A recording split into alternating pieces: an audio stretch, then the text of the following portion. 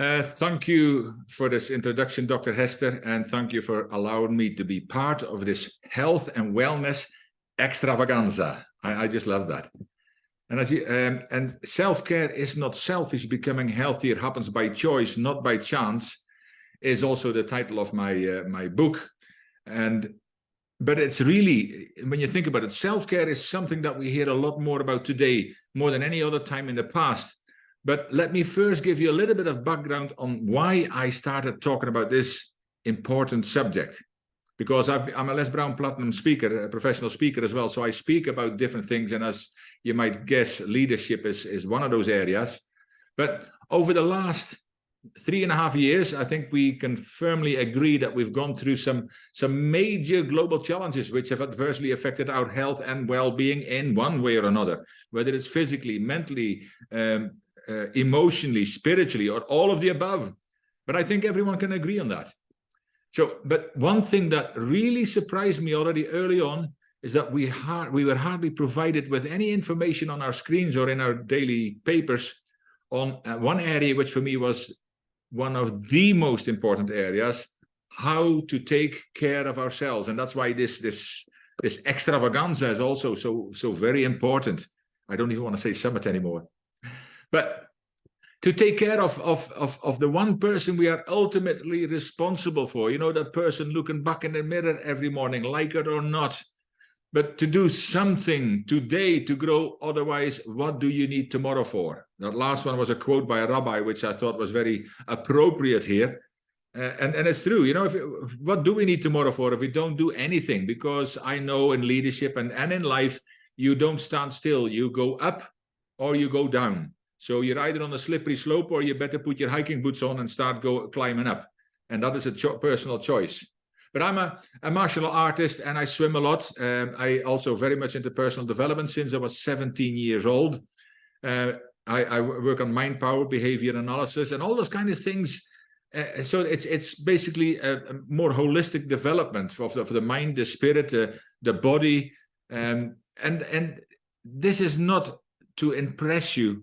This is to impress upon you that it is not something that I'm just talking about because I read something. No, I do this. In fact, a couple hours ago, I came back from the gym and I spent an hour in the gym. And the good thing is I walk to the gym as well, which is 15 minutes there and 15 minutes back. So even without going in the door, I get half an hour of exercise.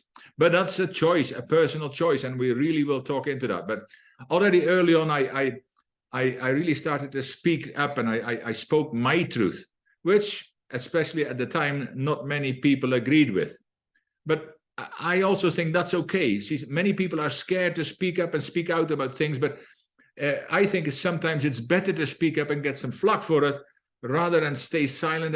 And when you see the consequences of your silence, you wish you had spoken up, only then it's too late. And my motto is, anyway, you'll find it at the bottom of my emails, I believe in a world where people are inspired to use their voice and lead rather than suffer in silence and follow. Now, that is more appropriate than ever now, I believe. But that really talks into two areas where I'm passionate about leadership development and helping people to find their voice and speak.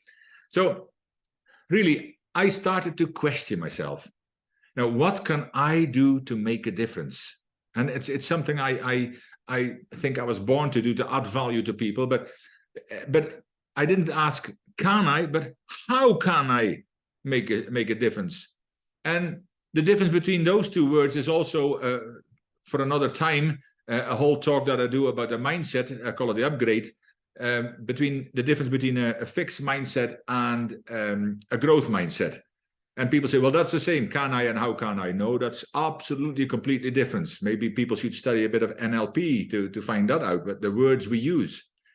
But again, I decided to start doing some Facebook Lives on self-care. And I thought, okay, I've been doing personal development and martial arts since I was 17. I'm into all kinds of development. I traveled around the world and in the oil industry for many years. And half of my case was basically a bookcase, because it was all books, personal development, leadership, coaching, all those kind of positive, inspirational things that I wanted to learn from because I wanted to become a better me.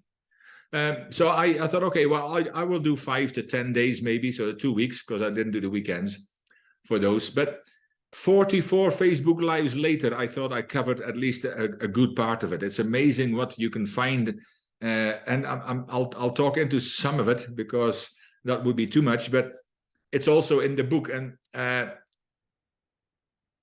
it is not just a read to put on the shelf like many people do. I talk about shelf development. We read a book. I'm going to do this tomorrow. I'm going to do, and then we kind of put it away and forget all about it. And life carries on as if nothing has changed. And we wonder why nothing changes, because we just read a good book. But it's not about the book. But I hope that some of this will become a catalyst to inspire you to do at least something to start today to take better care of yourself. See, because action always cures procrastination. If you didn't know that, you know it now. So that will at least give you some insight into my reason for talking and writing into self-care. I could put a whole series together as well, but it gives you at least some background into me. But with all that really goes on around the world, here, rather than spend too much time on all the negativity and on all the areas where we cannot do anything about, I prefer to focus on what we can do, what we do have control over. And I hope that's okay with you. And if it is, please put a 1 in the chat or a yes in the chat. And, that's always nice to know that you're still here and still listening, especially at this early stage. And, this is a participative section that, if you have anything to ask, put questions in there as well, but also, put a yes or a 1 in, even if it's just to keep me happy. But there is an African proverb, and I'm in Johannesburg, South Africa, by the way. There is an African proverb that says, where there is no enemy within, the enemy outside can do no harm. Now that's powerful when you think of it. And I teach that in martial arts as well, after I found out about this proverb. But if you can connect that with another quote that you might have heard, whatever happens around you and whatever happens to you is not half as important as what happens within you. As I said before, let's work with what we do have control over. And that's very important. See, with all the challenges around the world creating way too much anxiety, depression, and fear, it is so easy to get bogged down with all the negativity streaming into your living space from our governments, mainstream media, and social media via our many electronic gadgets, the one I'm speaking into, and also many others. Now, this might be a history lesson for the younger people, but years ago, we could just walk out of our living rooms, away from our radios, TVs, and telephones. And we would no longer be bombarded with the constant negative news, unless the people around us brought it up. Now, right now, there is no hiding place. And that was the same with bullying. When I was bullied as a little kid because I was as wide as I was tall, until 12 years old, I grew to 6'4". I'm originally Dutch, and they are quite tall. The country is too crowded, so we can't grow sideways anyway, so we need to grow up. But the thing is, it was all name calling and those kind of things. You can imagine some of those. I said if I fell over, I was the same height as I was standing up. But I could go and hide in my bedroom. But now cyberbullying, and I talk about bullying as well, but cyberbullying has been on the increase for many years already, and well over 20-30% of people are, and especially the youngsters are negatively affected by this. And I at first, when I heard about it, I said, no, just turn the phone off and switch it off and don't look at it anymore. But that is so much easier said than done. When it's out there, it's out there. So cyber side, its suicide because of this is also on a rapid increase with it. It's so sad. But about those, there's negative people who always complain and blame storm. There was, these people we often surround ourselves with, and Les Brown said that, you are similar to the 5 closest people, 5 or 10 closest people you surround yourself with. And I don't mean family, because, you can't always get away from them, even though if they are always negative, you can have a choice not to spend so much time with them. But there was a guy called Charlie Tremendous Jones. He's now passed away, and I had the privilege of meeting him twice. And of course, you can imagine everything was tremendous to him. He wrote the book, Life is Tremendous. But he said there is 3 things that will govern most of the life you live. The things you hear, the things you read, and the people you associate with. Now think of it. Some of us might now be thinking, okay, maybe I need to change one of those, or maybe some of you might say, maybe I need to change all three. But when I talk about people, the people you associate with, if you need to change them, you might change some of the people you spend all the time with. Now, I always explain, I don't mean discard people, never discard people, because you don't know where they're at either. But you might have to choose to spend less time with them. And Les Brown has a story that he explains this to his best friend, because Les was growing and his best friend was not, and it got to him. But one thing's for sure, we are no good to anyone else when we become sick or pass away. So the only way we can ensure that we have the best chance to protect ourselves and to add value to others is by making self-care a priority. I hope that hits home already. Then we are not talking about having to spend vast amounts of money on spa treatments, on personal fitness coaches, or on psychiatrists. Now, maybe some of you need one, regardless of the rest of the self-care, but there are many ways in which we can implement simple steps to improve our physical, mental, spiritual, and emotional health. And I will certainly talk into some of those. Now, there are people who will feel that at this moment, this is yet another thing that they have to deal with on an ever-growing list of items that already completely fill their day. And maybe that's right. If you're one of them that your day is completely filled already, put a 1 in the chat. However, and there's a however over here, if that is you, let me ask you a question. How many of these things that already fill your day do exactly that? They just fill your day and are totally non-productive. Now, don't get me wrong. I'm not saying you should not be on social media, watch Netflix even, soap operas, or any other interesting programs. I am not saying you should not go out to the pub and have a couple of drinks with your mates, and I'm certainly not saying you should be in bed at a certain time so you are fully rested for yet another exciting day, even if it's not so exciting, but that's, again, a whole different story. You should decide that, but I will talk into that too. But as I will talk into this a bit more, everything in moderation. And if you don't think so, go and watch. It was Michael, I can't even remember his surname at the moment. I can see his picture of him. But it was a guy who put a series together called Super Size Me. And it was about a very fit young man who decided the doctor controlled all of this, but he was very fit and healthy. And he, after just 30 days, already within that, they were getting very concerned about his health. Within 30 days, he had disastrous results because he ate fast food morning, noon, and dinner. I think McDonald's, I believe it was. So that is the other side of the coin. And then people complain that they're unhealthy and all this other kind of stuff. And they wonder why. But really, when you get back to when you look at all that you fill that day with, is it just possible that you could make some changes here and there and start to squeeze some activities in your busy schedule that will be much more beneficial for your health? Is it possible? And if it is possible, put a 1 in the chat, please. See, I'm not saying that you need to run on a treadmill for 2 hours a day, eat robot food, sorry vegans, I don't mean it disrespectfully, for the rest of your life, or be in bed by 10 p.m. and get 8 to 10 hours of solid sleep. No, just starting with 15 minutes less on Facebook, maybe watching half an hour less of that electronic babysitter, the TV, maybe get up half an hour earlier, or all of the above. And at the same time, start taking a note of the things you eat on a daily basis. Would that or some other ways to free up some time be at least a possibility? Again, you might have already put 1 in the chat, and if you haven't done it yet, or if you feel that's a possibility, put 1 in the chat again, or a yes. See, I'm sure we all have some kind of picture of what self-care is all about, but do we really know what it is?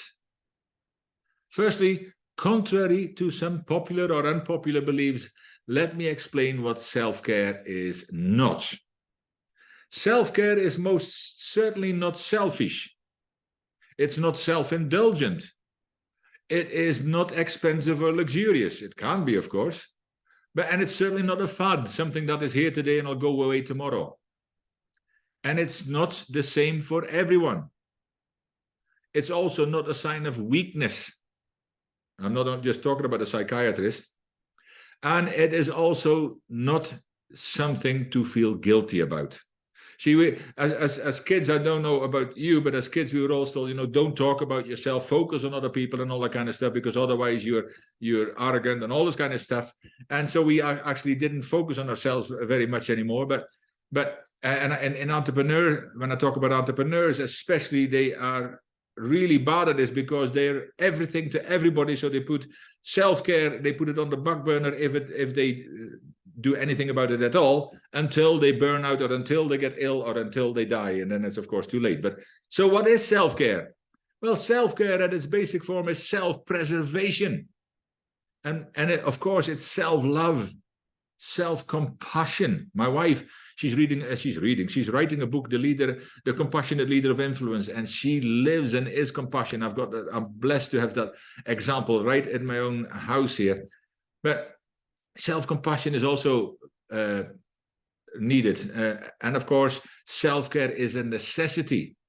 And it doesn't mean that it's set in stone, it's fluid, so it's ever changing. If there is something in there that you start doing and you don't like it, change. You're not a tree, so move. Do something else, but do something. It's also intentional, not a maybe or someday wonderful to have or waiting till New Year. Happy New Year, I've got my New Year's resolution. I'll talk into that too. It's absolutely doesn't work for most people. It is rejuvenating, like invigorating too. I always say that people, when they feel tired, rather than sit down and open the potato chips and put the television on because you're tired, you should actually do some exercise, because the blood going through your body regenerates you, revitalizes you, and you feel better. And even then, sit down afterwards, but you have a different feeling, a more positive feeling. It is also nourishment for mind, body, soul, and spirit, as well as for your emotions. And self-care is an act of giving yourself permission. So that kind of covers a fair bit of it. There might be a lot more of it, but that's the kind of things that I picked out. But in short, self-care is anything that improves the quality of your health. And I hope you agree with me on that. Again, put a yes in the chat for that. Now, if you have, and I think most of you will have been in an airplane before, and the instructions you get from the cabin personnel there, it says, in case of a sudden drop of cabin pressure, mask will appear from the panels above. Please pull one down, it says, and pull it towards you, and put your own mask on first before assisting others, including children. Now, this is not a selfish behavior, but it's recognized that you will be no good to anyone else. You can't save anyone else if you don't survive. And it's that simple. Now, I will take you through the 3 areas to give you some ideas to some of the areas, but the 3 main ones that people mostly talk about when they hear self-care, it's eating, sleeping, and exercising. But there is so much more to it, and so many more things we can do on a daily basis. We don't have to do them all. You need to pick and choose. And the first one, of course, is your eating habits. You are what you eat. Fast food, pink dinners, processed food, lots of food that's low in nutritional value. What do you put in your trolley when you go shopping? I mean, a question is, do you ever go shopping when you're hungry? And then you come home with stuff you should never have bought in the first place. We often make excuses like no time, doesn't taste good. Health food is too expensive. And I'm asking, compared to what? Your health? It's inconvenient. Preparations and standing at the stove. Nobody ever said that becoming healthier was built on convenience, and neither is success, by the way. or great leadership for that matter, as I talk into. But get your family involved in this. There's many emotional eaters as well, and in emotional eating is eating as a way to suppress or soothe negative emotions such as stress, anger, fear, boredom, sadness, and loneliness. See, major life events, or more commonly the hassles of daily life, can trigger negative emotions that lead to emotional eating and can disrupt any effort to a healthy eating plan or weight loss effort. See, because then we don't have carrots or salad, but chocolate cake and potato chips, or all of the above involved. But I know this because in my past, I said I was bullied as a little kid, and my late granny, an absolutely amazing woman, I had and still have to this day the greatest of respect. But she was pleasantly plump. She's a farmer woman, pleasantly plump, and she always used to say to me, fat people are happy people. Now, and some are, of course, but it wasn't for me. She was pleasantly plump and she was happy. But for me, I was the class clown, actually, to hide the pain that I had inside of me. And nobody knew, not even my family. And that ended up with an ulcer when I was 16, by the way. But that's another story. But all of the things that we're talking about here, and they will take some discipline, self-discipline to be exact. See, I recently saw a quote about awareness, which was, hunger is the first form of self-discipline. If you can control what you eat and drink, you can control everything else. Now, I thought that was a wonderful quote and worth thinking into. So that's a little bit about eating.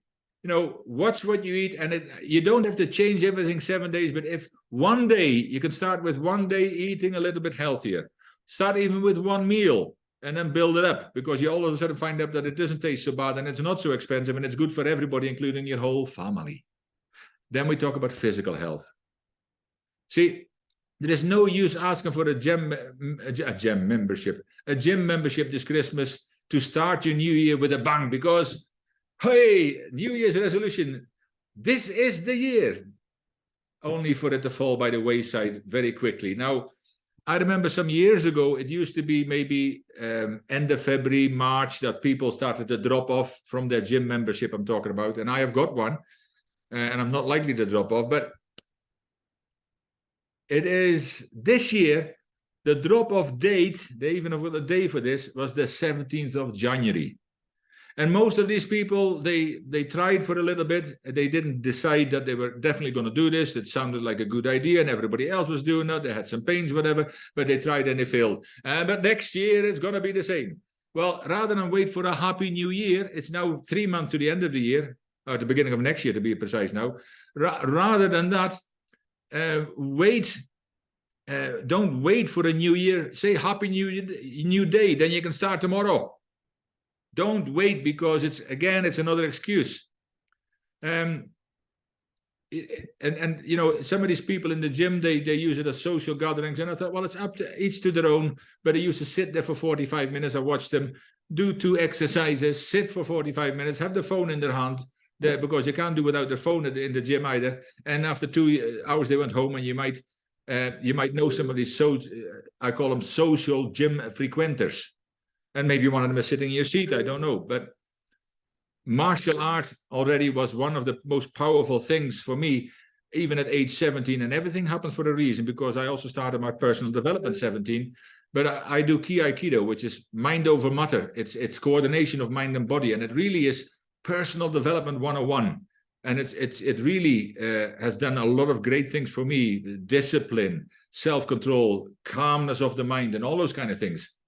But there is another thing that in these 2 areas that we've just talked about, eating and sleeping, eating and exercising, poverty also plays an important part. Because when you look back in history, rich people used to be fairly stout, because that was a status symbol of being wealthy and therefore eating well. Well, today, that has changed with personal trainers, dietitians, coaches, fancy exercise equipment, and so on and on. However, poor people often do not have the luxury to even pick and choose what to eat and just consume what is available to keep the hunger at bay. And as for exercise, they have to walk everywhere. You know, I'm also doing a talk now, and I call it Hunger No More, about the disasters about hunger and poverty everywhere, and ever increasing at the moment, but again, for another day. So then we have another area which seems very simple: sleeping. Do you get enough sleep? Now, a better question: do you get enough quality sleep? See, that does not mean going to bed, close your eyes eventually, and waking up the next morning. Always a great start, by the way. I used to walk into work, even on a Monday morning, whistling, and people say, "Why are you so happy?" I said, "You know something? This morning, the best thing that could have happened to me happened to me." And they said, "What was it?" They didn't do it very often, especially when they heard the answer. Say, "What happened? What?" I say, "I woke up." And people say, "Oh, is that all?" I say, "Is that all? One day you won't wake up, and then yesterday would have been the last time." But I mean, it talks into attitude as well, which I'm also going to cover a bit. But do you wake up tired and wonder why? Do you have a miserable day and sometimes wonder why? Now, my question is, what do you read or listen to last thing at night? Or do you go to bed on an argument? Do you watch something scary? Do you listen to the constant negative news? Do you do any or all of the above? And then you go to sleep. And then you wonder why your sleep was so bad, because the last thing in your mind is what plays on in your mind. So if it's all negativity, guess what? You don't need to be Einstein to figure this out. And guess what? The same in the morning. People wake up in the morning and they click on the news. They want to hear what's going on, what's going wrong in the world. And then they wonder why their day is so bad. They maybe even start off with an argument at the breakfast table. They have all kinds of negativity happen in their life. When you wake up, don't switch this thing on and start reading all the disasters. Don't pick up a newspaper first thing. Do something positive. Like the same at night. You know, listen to maybe some calming music, maybe some inspiring music for the day. TED Talks. Motivational speakers like Les Brown and so many other persons. Read of a positive book, even before you go to bed. Put that away at least half an hour before you go to sleep, and then read something positive or listen to something positive. Your night will be better and your day will be better. Now, many years ago, I used to sleep only 3 to 4 hours maximum, and life was and still is too exciting to sleep, and I used to say, sleep is overrated. I'll sleep plenty when I'm dead. At that time, I didn't realize that the dead part would come a lot quicker if I didn't start taking care of myself a little bit better. Again, that is another whole story. I used to be in the oil industry, and there's a few stories to behold and to be told. But good qualities and enough sleep is so important that permanent sleep could come a lot sooner if we keep neglecting it. I just said that for myself as well. And having sufficient quality sleep has an awful lot of health benefits too, believe me. Try it for a while. Now then, I want to talk to you about your attitude. See, there is a lot more to it than just these three, but I'm going to cover some of them. Attitude, what a difference maker that is. Life is 10% of what happens to you and 90% of how you respond or react to what happens to you. You might have heard that quote before, and there are many quotes about attitude, but very simply, you control your life by the way you control your attitude to life. Now, again, I can talk about this subject all day long, but I haven't got the time for that. And I do have a positive attitude, but I also experience its benefits for sure. And even in hospital wards, there is actually now wards. They've done the study and have got wards in hospitals where they don't allow any negativity, no news. It's humor and funny things, bright walls. They have clowns coming in, and the healing benefits are tremendous, absolutely tremendous. People heal quicker. They don't need the same amount of surgery and all that kind of stuff. And there's a whole lot more to that. But if you really want to read an interesting small book, which is Viktor Frankl, Man's Search for Meaning. And basically, he was a Jewish person who survived the concentration camp and everybody around him perished. And he started writing about it because he said, the one thing that people cannot take away from you is your freedom to choose, your freedom to choose your own attitude. And that's what kept him alive. And if it keeps him alive in a concentration camp, we're not that bad off, really. So change your attitude, change the words you use, change the way you think. Thoughts become actions, actions become habits, and habits become our destiny. Another quote, everything begins with a thought. And if you can get a positive attitude, garbage in, garbage out. You heard that as well. I call it quality in, quality out. Kiko, it's much more positive. But here's a few things. I mean, I started my personal development more than 4 decades ago and continue working on my growth, my attitude, my positive development intentionally every single day, including today. And as I said, exercise. I kind of watch what I eat. I'm learning things for my own development, because if I can become better, I can help more people better. I can be the change you want to see in the world. You know, that means we need to grow. Now I'm going to talk about intentionality. I mean, your purpose, your destiny. It doesn't happen by chance, and neither does your health. There was a guy called, and John Maxwell, he was his mentor, Coach Wooden, and he said, make every day your masterpiece. You know, stop just having good intentions and be intentional. People say that's the same. Now, I know we've all had good intentions, but are we intentional? And the difference is people with good intentions might do something good occasionally. And people who live an intentional life will do something good continually. Which one would you rather be? That's also a choice. And when you become intentional and you start doing great things every day, you know, even small things, they might have great impact on other people, and that talks into significance. I do a talk about intentional living, but I talk much more about the significance, the feeling of doing something good for other people. If you intentionally set your day out every morning by some of the positive things you're going to do that day, and then follow up and do them, your life will take a turn for the better. I can guarantee you. Not everybody will appreciate it, but that's also life. You don't always have to do it for everybody else around you. Now, my wife, Dr. Arthur Moore Roberts, and myself, we always have conversations about this, because our aim is to do a lot of good in the world. I mean, we connected many years ago at a leadership training because we both have a vision of positively impacting millions of people. But the thing about that is people talk about leaving a legacy.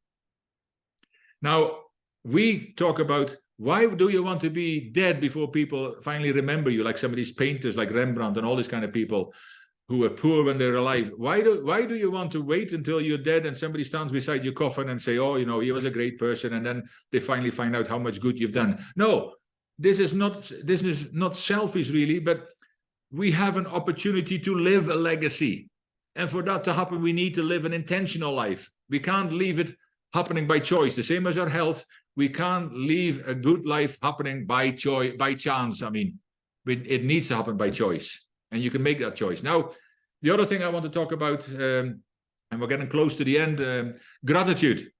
See, there is so much power in gratitude, and I've got a gratitude book lying on the table. Every morning, I write 3 to 5 things in there that I'm grateful for.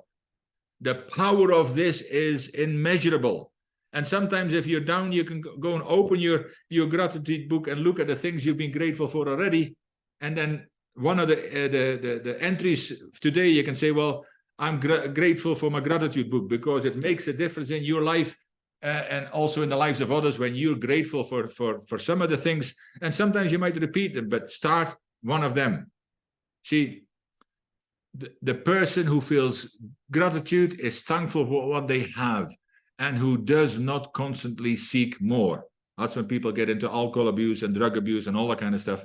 But it's also got many health benefits. It's showing higher levels of well-being, improved mental health, and you might even sleep better. Think about it. Start a gratitude journal today. See, I actually wake up every morning with the words, I am blessed and highly favored. I talk about it. I woke up in the morning.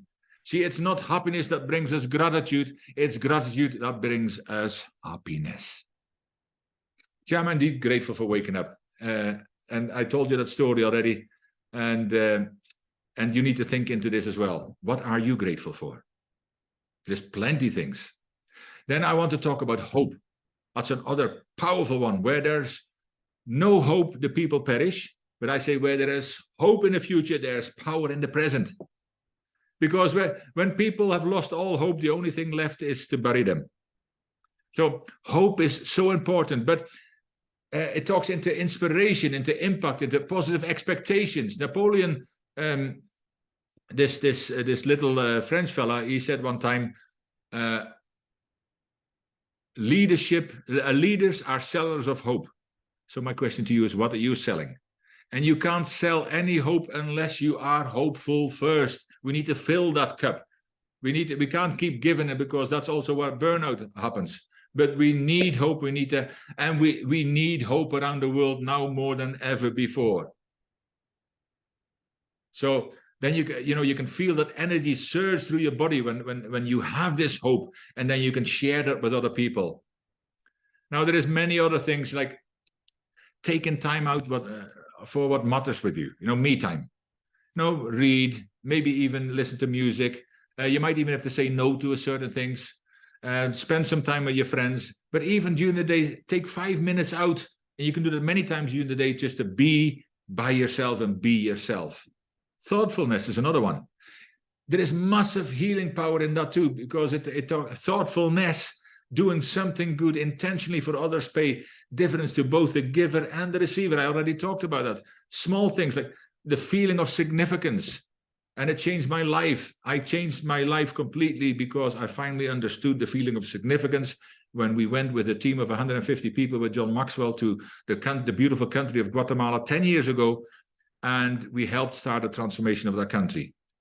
It's a whole story, but it is beautiful, and it changed my life. Inner peace, where there is no enemy within. I talked about that already. But energy, stress energy drains you. Calm mind and energy will flow. So we need to have that inner peace. And also what you say to yourself. Now we talk, I don't know how many, 70,000 words. They say women talk twice as many words even to themselves as men.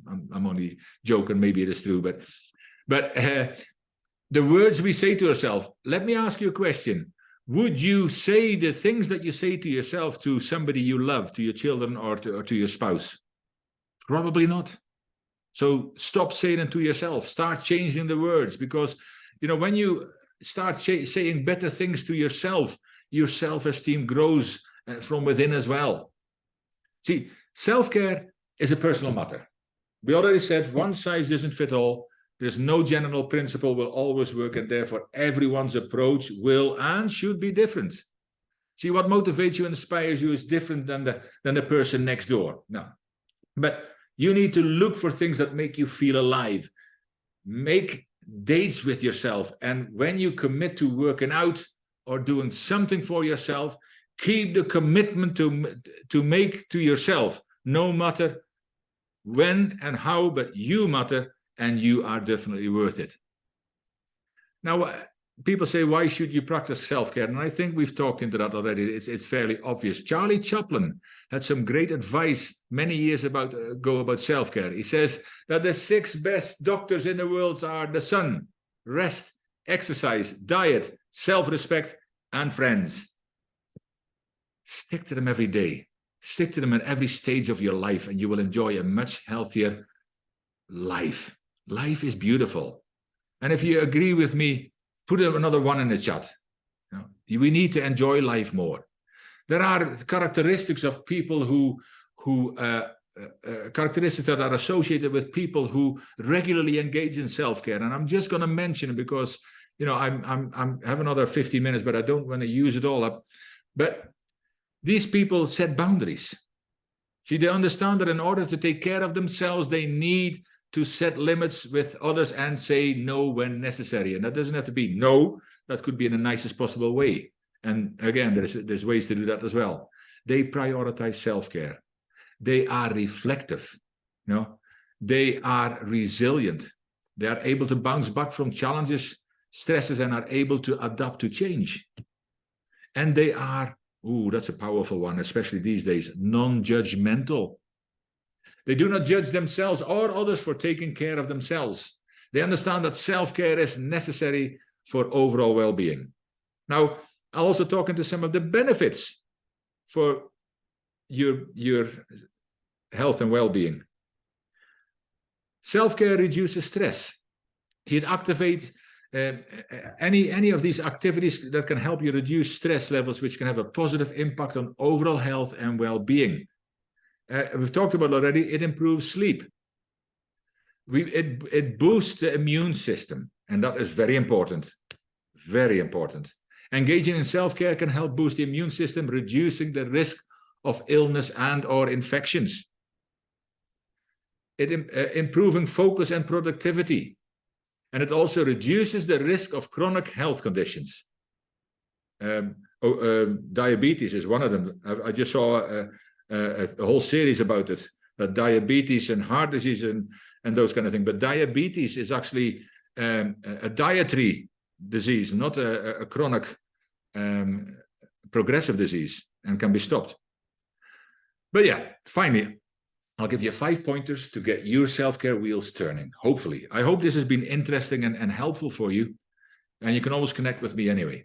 But first of all, have a serious and totally honest look into your health. Take your time and see which areas are in the biggest needs for improvement. Now, is it your eating habits or any other habits that don't serve you? Exercise, some me time. Does your attitude need a checkup from the neck up? Maybe less screen time and more dream time. Whatever it is, but take some time out. It is important to you and also those who love you, by the way, around you. The second one, of course, is write down those areas that stand out for your personal improvement.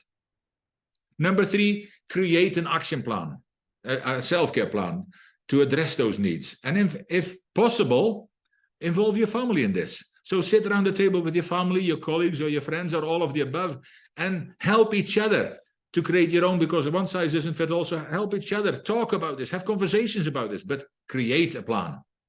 And as an extra and more unusual one, watch what you say to yourself. We've already talked about it, but be kind to yourself. And then the most important, take action on these items, because it's the same as people say knowledge is power. No, knowledge has never been power. Otherwise, every librarian would have been skinny, rich, and happy. But it certainly won't make you healthier. Knowledge acted upon is what is important. And if you reflect every evening, it becomes even more powerful. But I want to leave you with a very simple question. Not will you, but when will you create your own self-care plan? And please do not say tomorrow, as we all know what happens tomorrow. Not taking care of yourself should no longer be an option for anyone watching this. For most people, it does not take a lot to get healthier, but it does take something.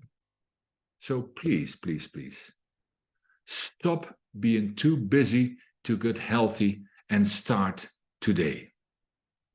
And I would say, look better after yourself, because your health depends on it. Thank you, and I wish you well in the rest of this health and wellness extravaganza. I hope you listen to all the other powerful speakers, even the ones that have gone before me already. You can become a VIP, so you can get all of these kind of things. You can listen to me again and again, but it's not about me. There's so many other speakers that you need to listen to that you might get nuggets out of. So please connect with Dr. Hester. Sign up for the VIP. The link will be in there. Anyway, sign up for a VIP and enjoy the benefits of all these talks that are coming your way that Dr. Hester has put together. And I'm privileged to be part of this, but make sure that today will be the start of a better and healthier life. Thank you very much, and I wish you all well. Take care.